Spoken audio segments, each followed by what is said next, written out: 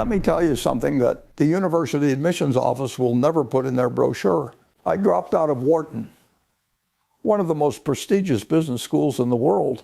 I sat in those classrooms, I listened to the lectures, I read the textbooks, and I left.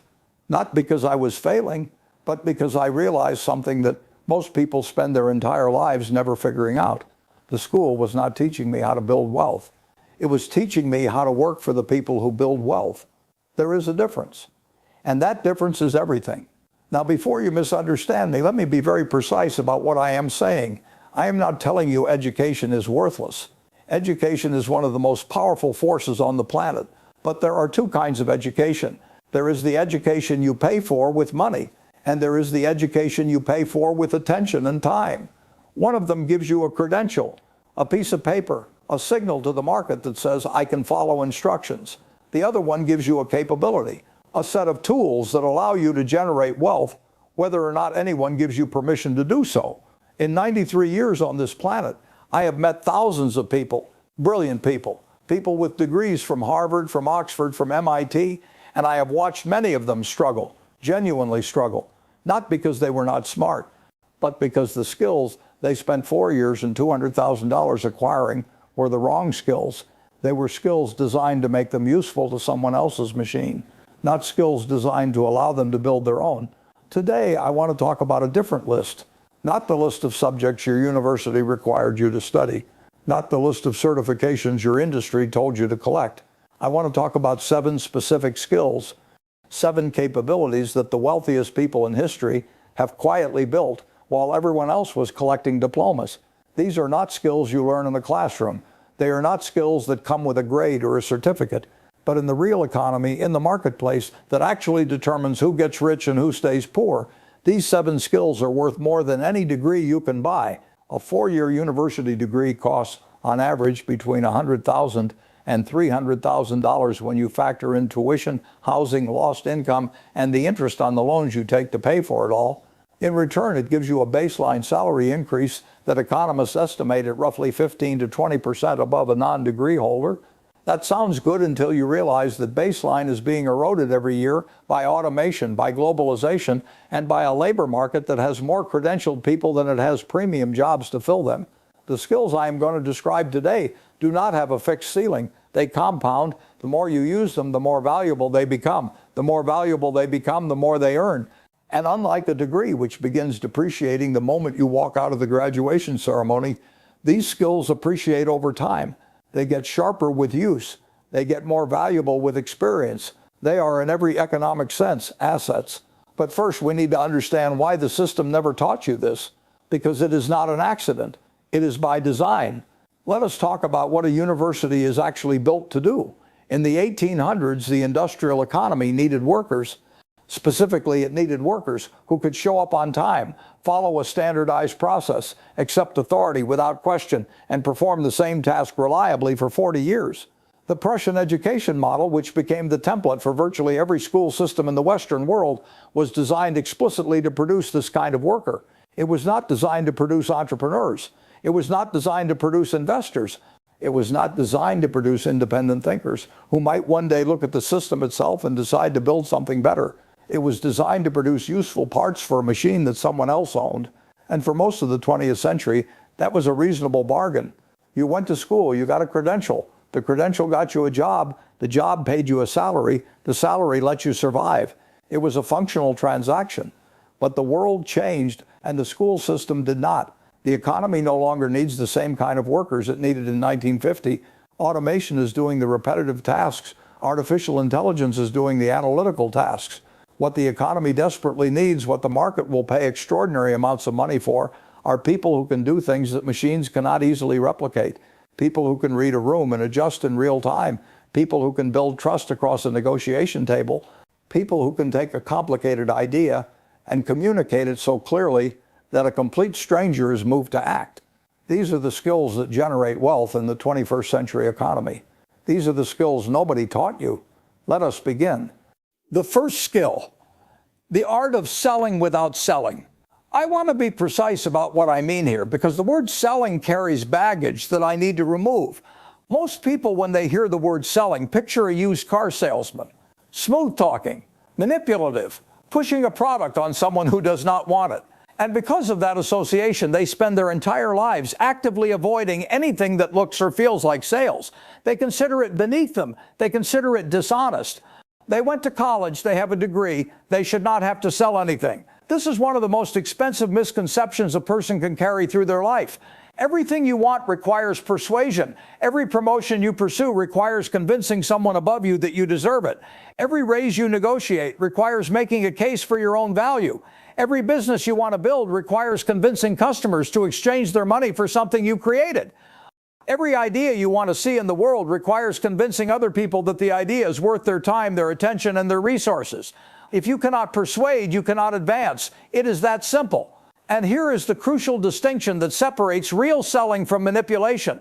Real selling is not about pressuring someone into a decision they do not want to make. Real selling is about understanding what someone genuinely needs and clearly demonstrating how what you offer addresses that need. It is a service, it is communication, it is empathy combined with clarity. When I was a young man, I was terrified of public speaking.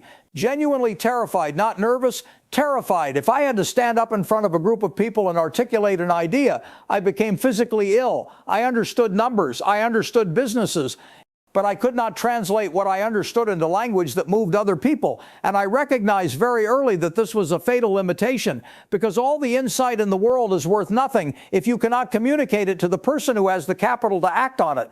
So I took a Dale Carnegie course. It cost me $100, the most important $100 I ever spent. Not because it made me into some kind of charismatic stage performer, but because it taught me the fundamental mechanics of how human persuasion actually works. It taught me that people do not make decisions based on logic.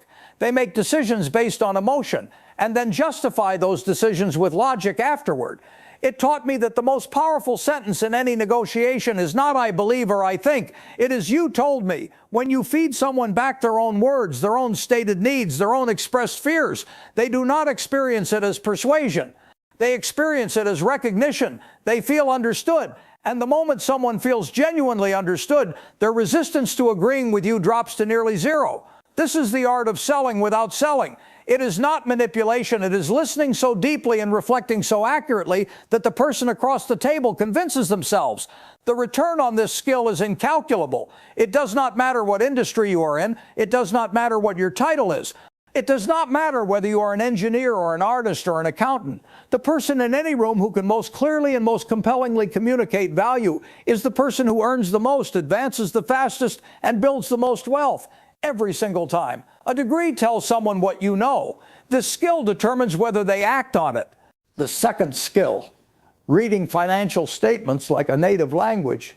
There is a language being spoken all around you every single day in boardrooms and investment offices and corporate headquarters. And the vast majority of people who work inside those organizations cannot read a word of it. That language is the financial statement. I am going to tell you something that will sound outrageous until you think about it carefully. The average university graduate with a business degree cannot look at a balance sheet and tell you within 60 seconds whether the business behind it is healthy or dying. They were taught the theory of accounting. They were not taught how to read the story that the numbers are telling, and that is an entirely different skill. A financial statement is not a set of numbers. It is a biography of a business. Every line tells you something about how the business was run, what decisions the management made, what risks they took, and whether those risks are paying off or quietly destroying the enterprise from the inside. If you know how to read it, you can see all of this. If you do not, the numbers are just numbers. Let me explain what I actually look for when I read a financial statement, because this is not about memorizing accounting formulas. It is about understanding three fundamental questions. The first question is, does this business generate more cash than it consumes? This sounds obvious, but the way companies report earnings is designed either deliberately or accidentally to obscure this basic reality. A company can report positive earnings while actually burning through cash at a terrifying rate. And a company can report modest earnings while quietly generating extraordinary free cash flow. The difference between these two situations is the difference between a growing asset and a slowly imploding liability. You can only see it if you know where to look. The second question is, does this business have the power to raise prices without losing customers? This is what I call the pricing moat. If a business can raise its prices by 10% and its customers grumble but stay, that business has an economic moat around it. It has something that competitors cannot easily replicate and customers cannot easily live without. If a business raises prices by 5% and half its customers leave, that business is in a permanent war for survival. The financial statements will tell you which category a business falls into if you know how to read them. The third question is the management allocating capital intelligently? Because at the end of the day, the most important job a business leader has is not managing people or creating strategy. It is deciding where to put the money. Every dollar that comes into the business is a vote. The management can invest it in growth. They can return it to shareholders. They can build cash reserves. They can waste it on empire-building acquisitions that make the CEO look powerful but destroy shareholder value. The financial statements reveal exactly what choices they are making, and the pattern of those choices across 3 to 5 years of statements tells you almost everything you need to know about whether this management team deserves your trust and your money. You do not need an accounting degree to learn this language. You need approximately 6 months of deliberate study, reading actual financial statements for businesses you already understand as a consumer, combined with a few foundational books on the subject. After 6 months, you will have a capability that the vast majority of college graduates do not possess. After 6 years, you will have a capability that most professional fund managers would envy. And the return on this skill is not just financial, it changes how you see the world. You stop looking at businesses as products and services. You start looking at them as economic engines. You understand why certain companies survive recessions and others collapse. You understand why certain industries create millionaires and others trap their participants in permanent wage stagnation. You see the world through a different lens, and once you see it, you cannot unsee it. The third skill, writing with precision and power. Charlie Munger has said many times that clear writing is the external evidence of clear thinking. I agree with him completely, but I want to go further. Clear writing is not just evidence of clear thinking. In the modern economy, clear writing is a wealth-generating machine that almost nobody recognizes as such. Think about what writing actually does in a business context. Every email you send is a negotiation. Every proposal you write is a sales document. Every report you produce is an argument for a specific conclusion. Every memo you circulate is a bid for someone's attention and agreement. If you write poorly, if your sentences are vague, your logic is tangled, and your meaning must be excavated from beneath layers of jargon and hedging, you will lose those negotiations. You will fail to close those proposals. You will produce reports that people skim and forget. You will write memos that nobody acts on. If you write with precision and power, the opposite happens. I have built most of my business relationships through writing. The annual letter to Berkshire Hathaway shareholders is not just a reporting document. It is a philosophical statement. It is a demonstration of how I think. It is, in the most literal sense, a marketing document that attracts the kind of long-term investors I want and repels the kind of short-term speculators I do not want. That letter, written once a year, does more to position Berkshire Hathaway in the minds of the business world than any advertising campaign ever could. And this principle scales downward to every level of professional life. The person in any organization who can take a complicated situation and reduce it to a clear, precise, compelling one-page memo is the person who gets promoted, not because they worked the hardest, not because they have the most credentials, but because they made the decision-maker's job easier. They removed friction from the process of understanding and acting. That is an extremely valuable service, and it is a service that machines currently cannot provide at the level of nuance that really matters. The mechanics of powerful writing are not mysterious. They are learnable by anyone with a reasonable education and the willingness to practice deliberately. Short sentences, concrete nouns, active verbs, specific numbers instead of vague approximations. Logic that moves forward without doubling back on itself. A clear conclusion stated at the beginning, not buried at the end. These are not stylistic preferences. They are the technical requirements for writing that actually works. Read the best business writers. Read the annual letters of the companies you admire. Read clear thinkers across disciplines, and then write every day, even if nobody reads it, even if it is just a journal of your own thinking. The act of translating thought into precise language is an exercise that, repeated thousands of times, produces an extraordinary compounding effect on the quality of your mind. The fourth skill, understanding human psychology and decision architecture. Here is a question that nobody asks in business school. If human beings were rational, why would advertising exist? Think about that for a moment. If people made their purchasing decisions based purely on logic and value, the only relevant information would be the price and the specifications of the product. There would be no need for brand building. There would be no need for emotional narratives and commercials. There would be no need for the science of retail layout that determines where products sit on shelves to maximize impulse purchases. All of that would be completely irrelevant if people were the rational economic actors that introductory economics textbooks describe. But people are not rational. They are emotional, tribal, status-driven, loss-averse, present-biased, and extraordinarily susceptible to social proof. And the wealthiest people and institutions in the world have learned to work with human psychology rather than against it. I am not talking about manipulation. I want to be absolutely clear about that distinction. I am talking about understanding. When you deeply understand how human beings actually make decisions as opposed to how we theoretically should make decisions, you gain an extraordinary advantage in every domain of life. You understand why your negotiation counterpart is taking the position they are taking, and you understand what emotional need is underneath that position. You understand why your customers hesitate at the point of purchase, and you understand what specific concern is blocking them. You understand why your team resists a new initiative, and you understand what fear about their own status and security is driving that resistance. Not manipulative tricks, solutions. You can restructure a negotiation so that the other party gets the emotional win they need while you get the economic outcome you need. You can address the specific unspoken concern that is preventing your customer from buying. You can communicate a new initiative in language that addresses the fear before it has a chance to harden into resistance. Daniel Kahneman, the psychologist who won the Nobel Prize in economics, described two systems of human thinking. System one is fast, automatic, emotional, and operates almost entirely below conscious awareness. System two is slow, deliberate, logical, and requires significant mental effort to engage. The crucial insight from decades of research is that System one makes the vast majority of actual decisions and then sends them to System two to be rationalized after the fact. This single insight is worth more in practical application than anything I learned in any formal economics class. Because it means that if you want to influence a decision, you must engage System one.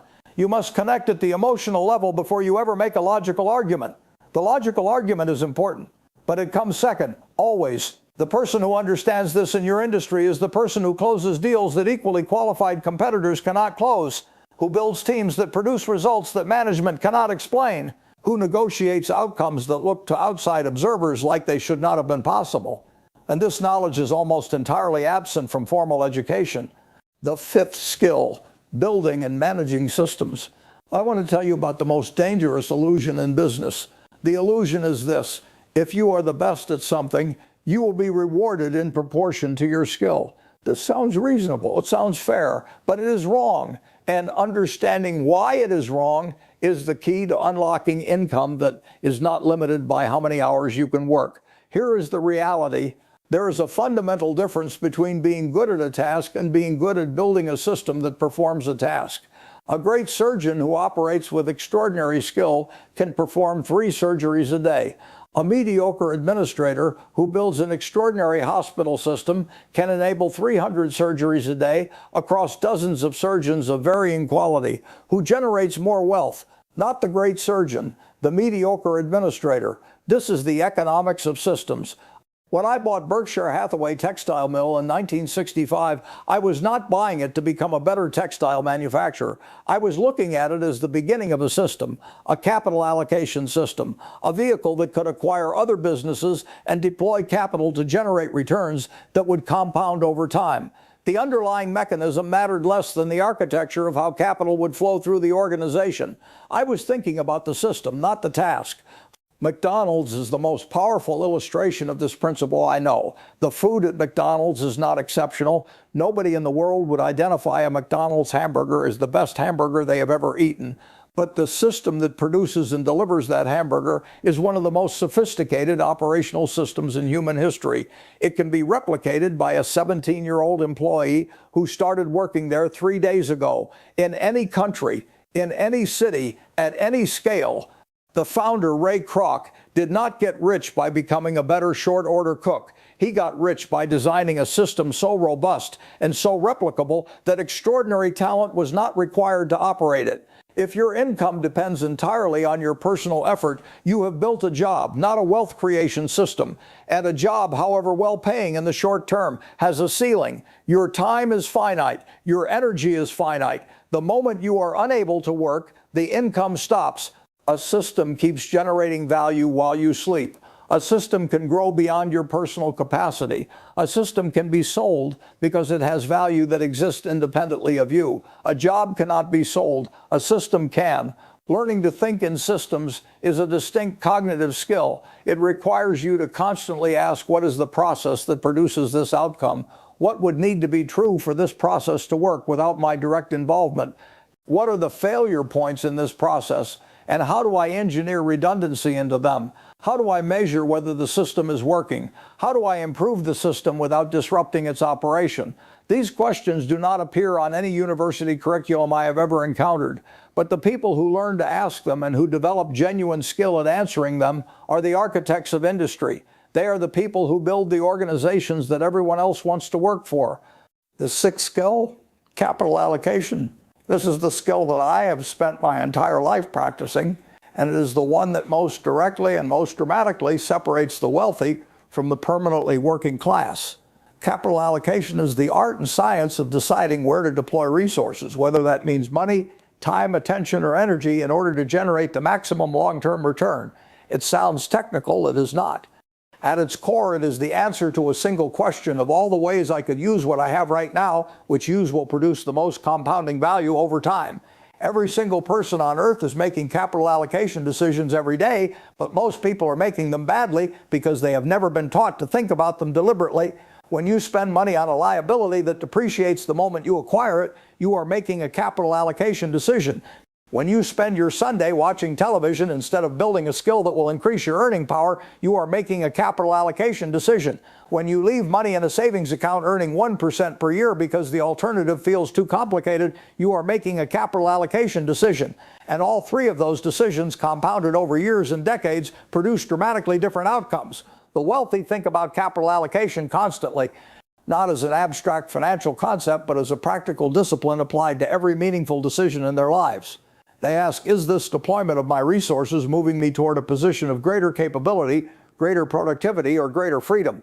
Or is it simply consuming my resources in exchange for a temporary comfort? Let me give you the concrete framework that I use. Every dollar you have is a seed. You can eat the seed today. It will satisfy your hunger for a short time, and then the seed is gone. Or you can plant the seed. It will produce nothing for a while, sometimes for a very long while, and then it will produce more seeds than you planted. And each of those seeds, if planted again, will produce more seeds still. This is the compound logic of capital allocation applied to every resource you possess. The question is never, what do I want right now? The question is always, what do I want my life to look like in 10 years, and what deployment of my current resources best moves me toward that life?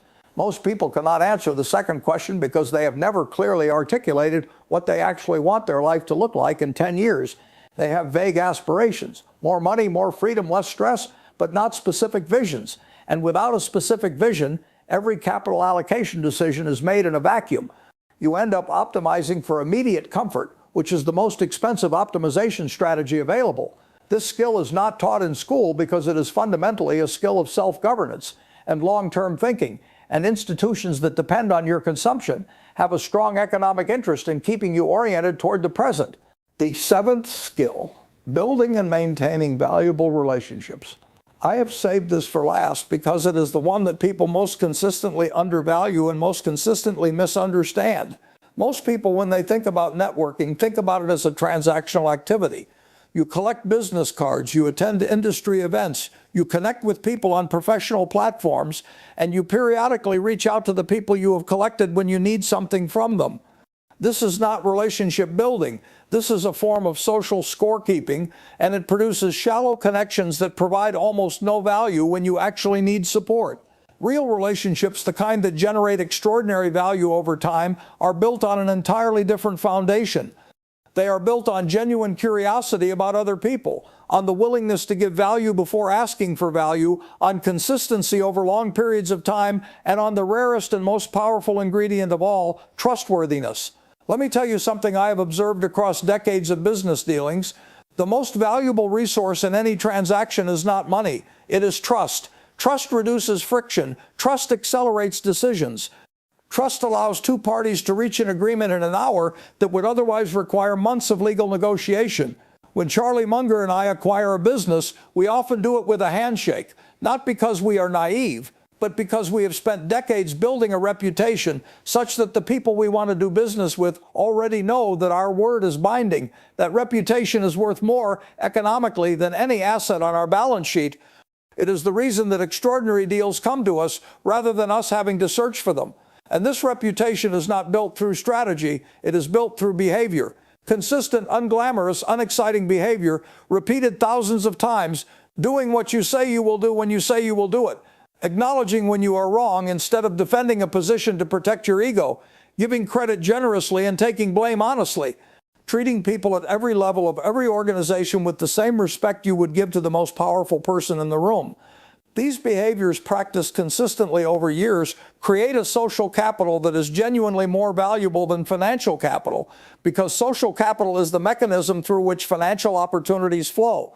The best deals I have ever made came to me through the trust of people who knew my reputation, not through the performance of any financial analysis, however good that analysis was.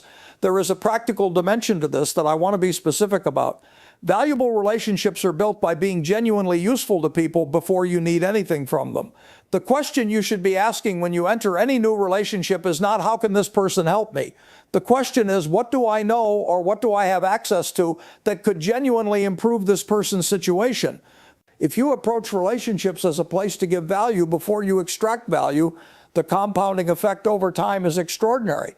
People remember with surprising accuracy the individuals who helped them when they did not have to. And when those people are in a position to return that help, which life inevitably arranges, they do so with a generosity proportional to the genuine value they received. This is not altruism, though there is nothing wrong with altruism. This is the long-term economics of human social systems. Give first, give generously, give consistently, and the returns will exceed what any financial investment could provide. Not in the short term, perhaps, but over a lifetime, always. Now let us step back from the 7 skills and look at the full picture. Because I want to make an argument that goes deeper than the practical. I want to make a philosophical argument about what education is actually for. The dominant assumption in our culture is that education is a credential machine.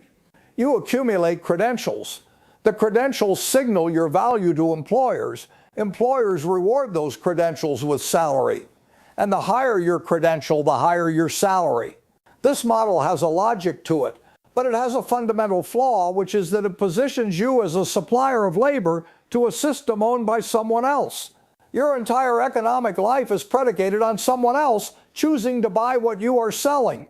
The moment no one wants to buy it, whether because of automation or economic contraction or simple obsolescence, you have nothing. The 7 skills I have described today are different in their fundamental economic structure. They are not credentials, they are capabilities. And capabilities, unlike credentials, do not require anyone's permission to deploy. You do not need an employer to give you permission to persuade, to write clearly, to understand human psychology, to build systems, to allocate capital, or to cultivate trust. You can exercise these capabilities independently. You can combine them. You can apply them to problems that no employer has yet defined and therefore compensate you for. This is the economic freedom that the credential system never provides and was never designed to provide. I have a simple question that I use to evaluate any educational investment, whether it is a degree, a course, a book, or a mentor relationship. The question is, will this make me more capable, or will it only make me more credentialed? Capable means I can generate value even in the absence of a formal institution telling me what to do. Credentialed means I can prove to an institution that I followed their process correctly. Both have value, but they are not the same. And in the economy of the 21st century, capability is dramatically more valuable than credentialing, and growing more valuable every year as credentialing becomes easier to acquire and therefore less scarce and therefore less valuable. The people who will build extraordinary wealth in the coming decades are not the people who accumulated the most impressive credentials. They are the people who developed the deepest capabilities, the people who can sell without appearing to sell, the people who can read the financial story of a business at a glance, the people who write with the clarity and force of someone who thinks without confusion, the people who understand why human beings behave the way they behave and who use that understanding to create value rather than extract it, the people who build systems that generate results beyond their personal effort, the people who allocate resources with a long time horizon and the discipline to hold that horizon under pressure, and the people who have spent years building a network of genuine trust that opens doors that money alone cannot unlock. These people are not more intelligent than the average university graduate. They are not more talented. They are not more privileged. The only thing that separates them is the choice of what to build. They chose to build themselves, deliberately, systematically, without waiting for an institution to hand them a syllabus. That choice is available to every person watching this. Let me give you the practical framework for how to begin. Pick one of the 7 skills, not all of them. One, the one that is most relevant to where you are right now in your professional life, or the one that most directly addresses your greatest limitation. Do not try to develop all 7 simultaneously. That is the addition trap. That is the disease of trying to do everything and therefore accomplishing nothing. Focus is the mechanism through which all progress is made. Once you have chosen your skill, you need 3 things. You need a model. Find the person or people who are at the extraordinary level of that skill and study them directly, not through a textbook that describes their methods in the abstract, through their actual output. Read what the great writers wrote. Listen to how the great persuaders communicate. Study how the great capital allocators actually made their specific decisions. You are looking for the living embodiment of the skill, not the theoretical description of it. You need a practice structure. The difference between knowledge and skill is not intelligence. It is repetition under conditions of real feedback. You cannot develop selling skill by reading about selling. You have to have real conversations with real people who give you real responses. You cannot develop writing skill by studying rhetoric. You have to write and get your writing in front of readers who tell you honestly whether it worked. You cannot develop capital allocation skill by studying theory. You have to actually make allocation decisions with real resources, even small ones, and track the outcomes over time. And you need patience, because every one of the skills I have described today produces almost no visible result in the first year. The compound nature of capability development means that the curve is flat at the beginning and explosive later.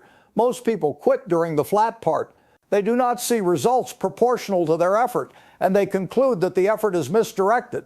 But the flat part is where the foundation is being laid.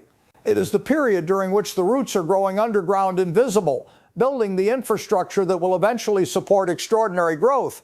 The people who become exceptional at these skills are not exceptional in their intelligence. They are exceptional in their willingness to continue through the flat part, to continue when there is no immediate evidence that the effort is working, to trust the mathematics of compounding even when the early returns are disappointing. This is the most important thing I can tell you. The game of wealth is not won by the smartest player. It is not won by the best educated player. It is not won by the hardest working player. It is won by the most consistent player. The player who showed up every day during the flat part, who kept building the skills that did not yet show results, who trusted the process when the process appeared to be failing. 99% of my net worth was accumulated after the age of 50. That is not a coincidence. That is what the compounding of capability looks like across a lifetime. The skills I built in my 20s and 30s and 40s were not producing spectacular results in the short term, but they were compounding silently, invisibly, building toward an outcome that when it finally arrived with full force, looked to outside observers like something that had happened quickly. It had not happened quickly. It had happened across decades of consistent, deliberate, patient development. You may be 20 years old watching this, or 40, or 60. It does not matter. The mathematics of compounding does not care about your starting age. It cares only about the length of time you allow it to work. and the consistency with which you feed it. The best time to begin developing these skills was 20 years ago. The second best time is right now. Do not spend the next 4 years accumulating a credential that tells the world you followed someone else's curriculum. Spend the next 4 years building the capabilities that will allow you to write your own. The door is open. It has always been open. That's all. Thanks for watching.